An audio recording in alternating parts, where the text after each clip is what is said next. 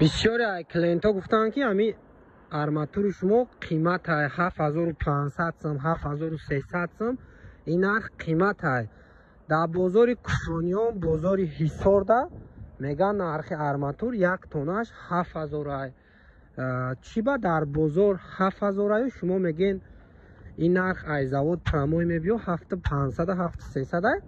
تمامی همین سوداگرای بازار کشانیان سوداگرای بازار حصار همه همیو این خیمه فروشن که یک تونه арматур خودشون اومده ایمی زاود 7600 میخرن تونه پره یک تونه 1000 کیلو میخرن و میبرن حصار دستافکا پولی میتین پولی کران میتین بورا میفرورن یا که میبرن بازار کشانیان رسخود کده میبرن اوجا بخاطر چی 7000 یا که 6500 یا که 7200 یا ارزانتر از زاود میفروشن بخاطر که تونی نوپره میتین مثلا میگه در یک تون 12 200 دونه داره 200 دونه را یک تون حساب کده میتین